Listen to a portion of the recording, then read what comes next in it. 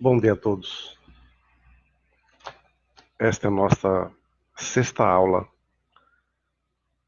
do Projeto Pioneiros.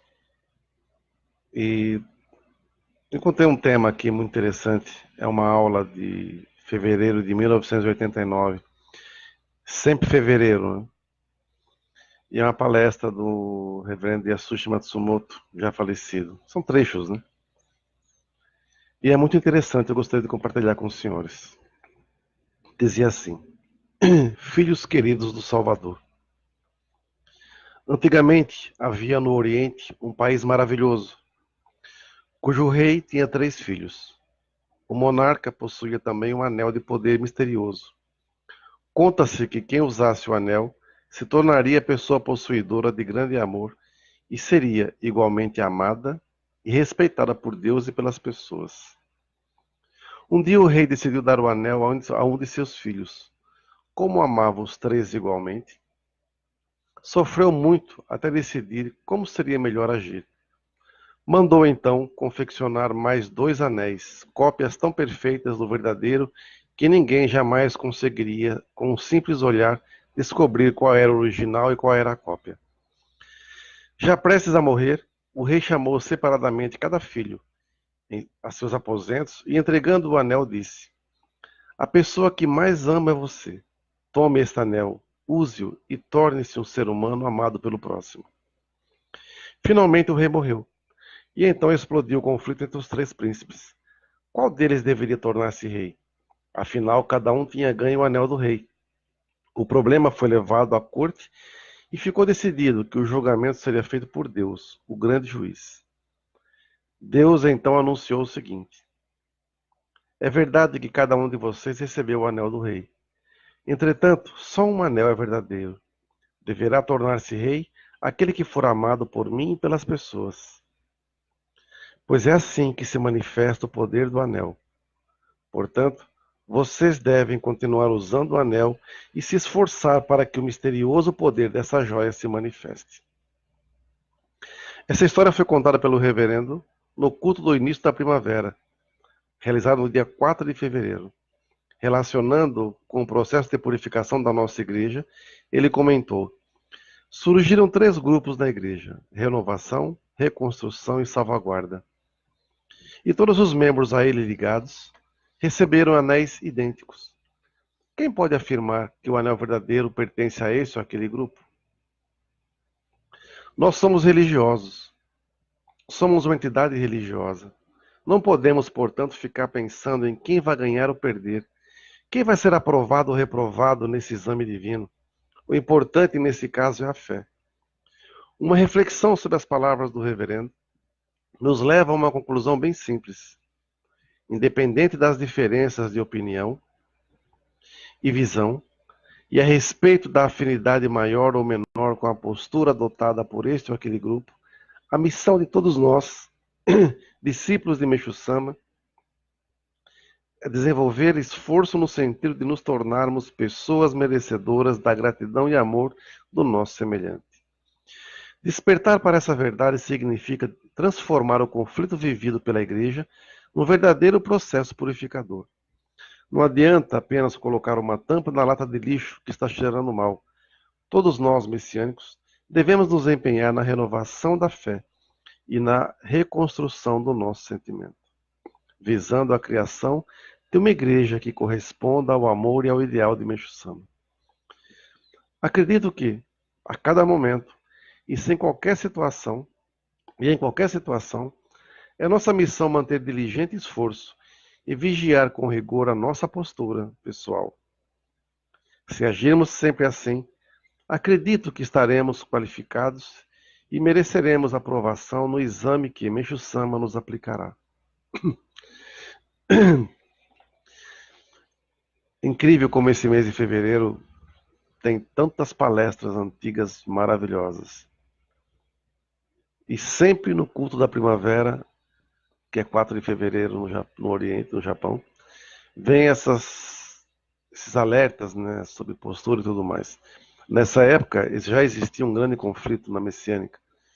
E, como ele explica aqui, esses 3 grupos brigavam para ver quem era o mais correto, o que estava mais alinhado com o Meixo Sama. E esse alerta que ele faz aqui realmente é a coisa mais profunda que tem. Nós temos que dar realmente muito amor para as pessoas, sabia?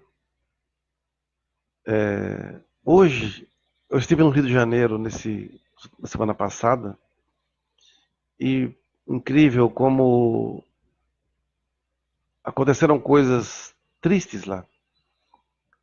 Tava um sol de rachar e eu cheguei, até brinquei com a pessoa, fica tranquilo, quando eu chegar vai chover. E choveu muito, né? Teve mortes por causa da chuva, teve depois uma, uma, uma grande morte de pessoas também, 13 pessoas mortas pela polícia, depois pessoas mortas pelas águas das enchentes, depois teve a morte dos meninos do Flamengo.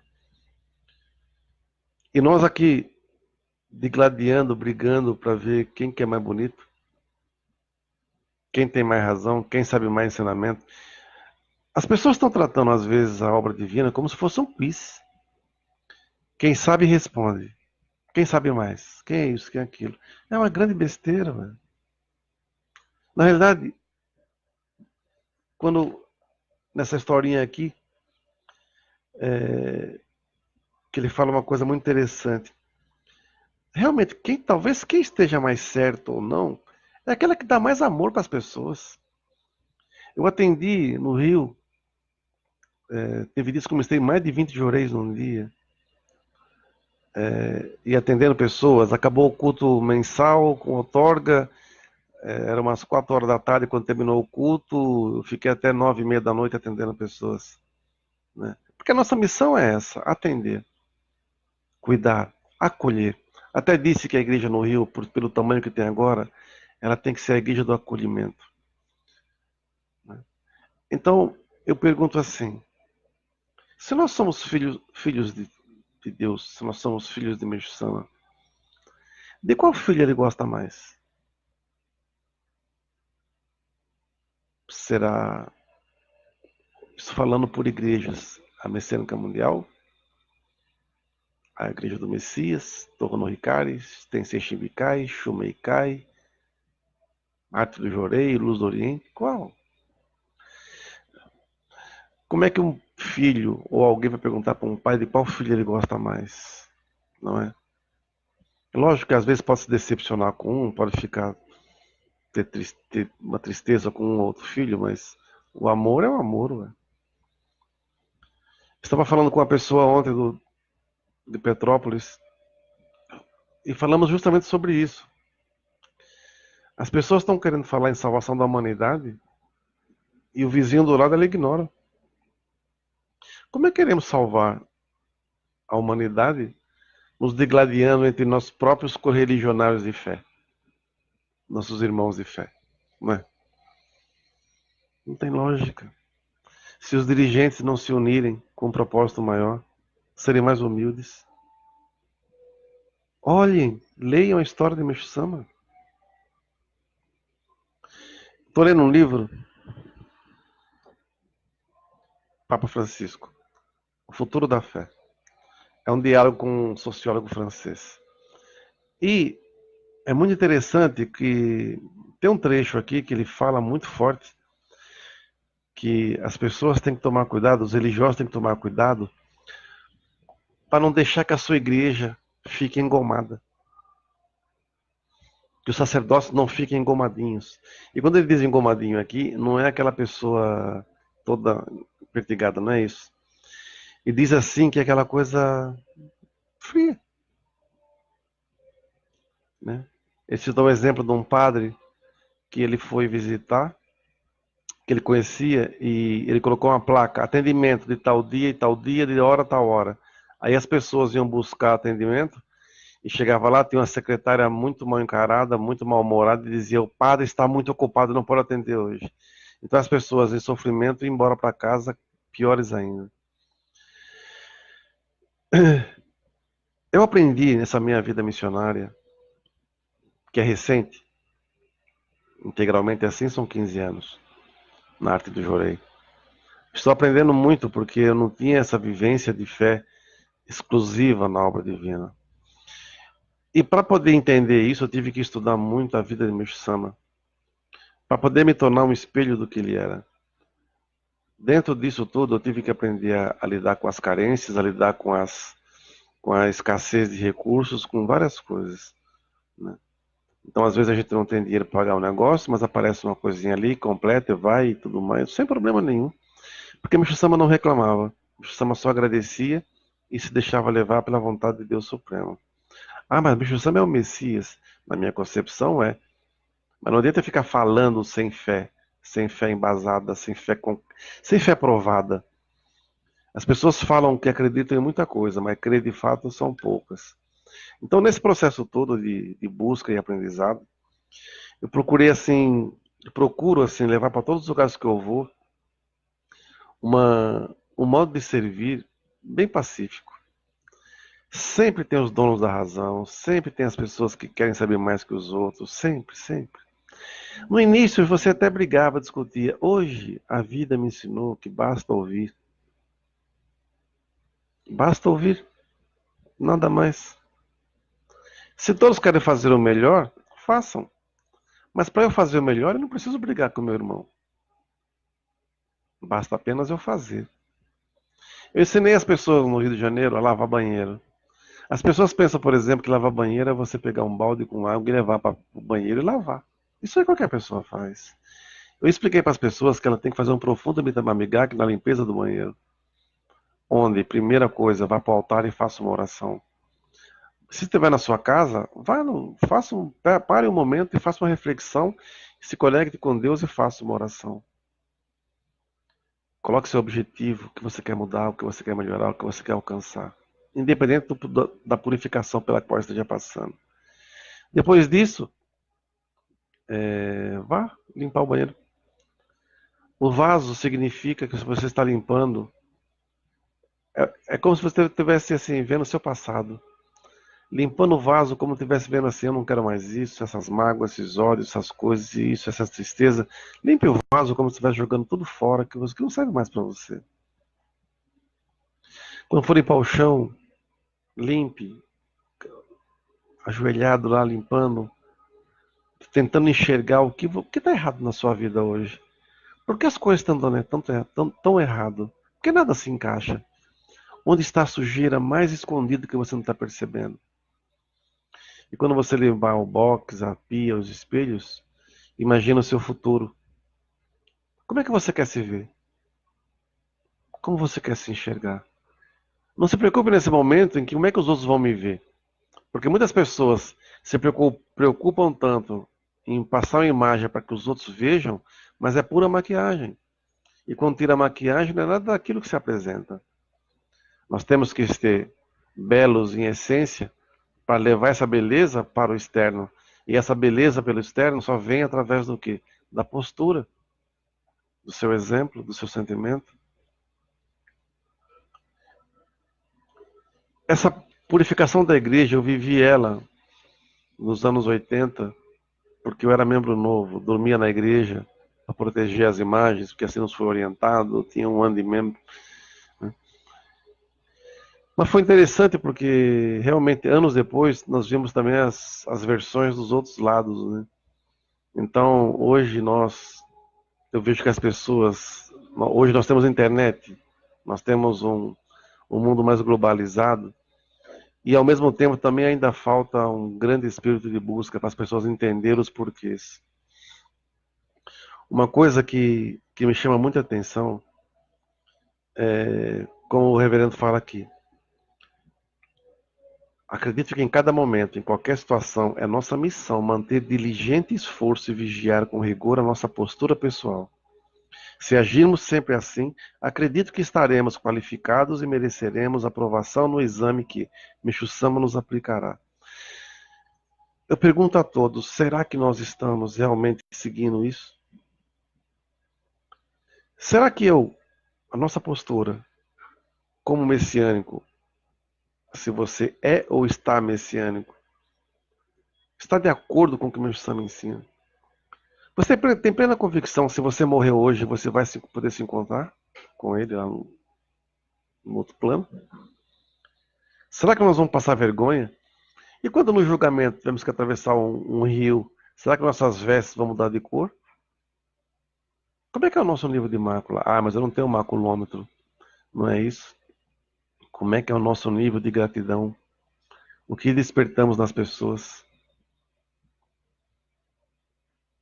Quando eu converso com um membro, um frequentador, o que eu passo para ele?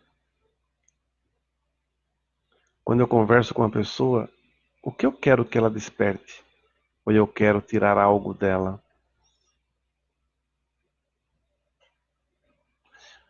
Como é que é para muitos religiosos posar se apresentar numa posição de alta elevação espiritual, falando bonito, mas por dentro todo roto, bolorento, sem essência? Eu fico muito conversando ontem com a reverenda Ana Patrícia, lá do Rio de Janeiro, lá de Petrópolis. Disse a ela assim: sabe, nós estamos falando em salvação da humanidade. Muitas vezes nós estamos parecendo, sabe o quê? Dom Quixote. Estamos nós caminhando pelo mundo com o nosso cavalinho, com a nossa lança, brigando contra moinhos de vento, achando que são dragões. Está na hora de nós vivermos uma realidade e colocarmos os pés no chão e sabermos quem realmente somos. Queremos salvar a humanidade? Para salvar tem que unir. O Papa Francisco está dizendo aqui também nesse livro sobre esse movimento ecumênico na Europa, porque ele quis fazer algo. Uma pessoa pergunta para ele, ele disse assim: eu tentei dialogar, que muitos líderes querem, mas muitos líderes também não querem. Quando falamos de salvação, poxa, o importante é a pessoa ficar bem. Ela tem que se encontrar com Deus. Ela tem que fazer o seu melhor. Eu me lembro quando eu estava cuidando do Jorei Center, no Parque São Lucas, e trabalhava na sede. Eu por vezes ouvia, tinha aqui reuniões no Tatuapé e ouvia coisas absurdas, né? E eram totalmente inverdades em cima do que eu trabalhava na série, eu tinha acesso às informações, então eram coisas assim insanas. E muitas vezes mentiam até usando o nosso Jorei Center, Parque São Lucas.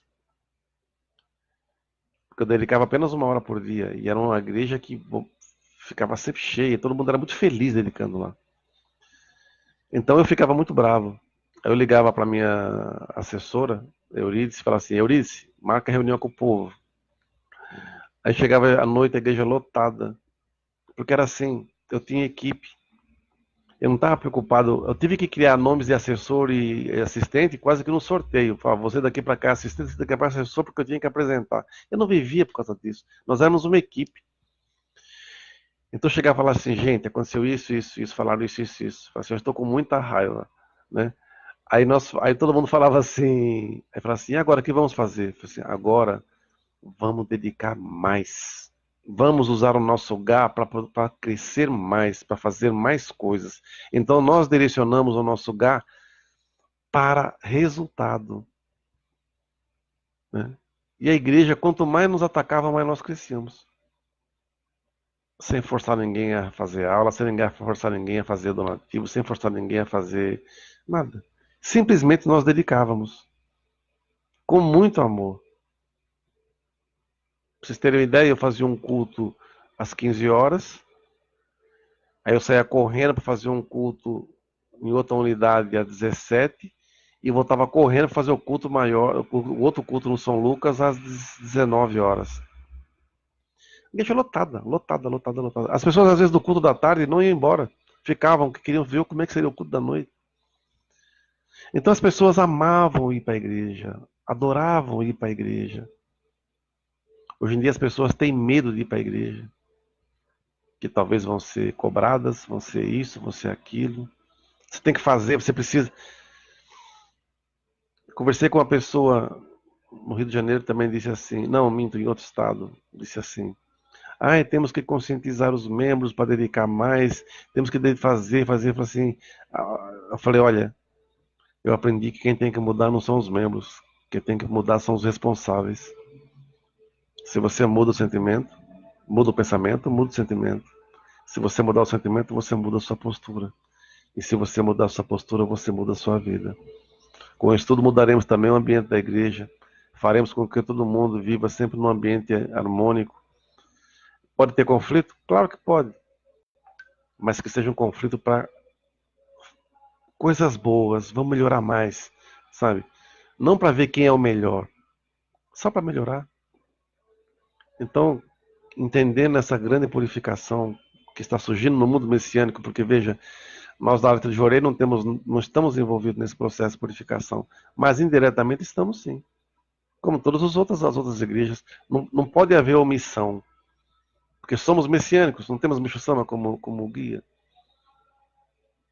Se estoura uma barragem moral dentro da obra divina, dentro do mundo messiânico, todo mundo messiânico vai sair manchado também. Por isso que é preciso haver uma grande união em cima de objetivos concretos e de uma fé sincera.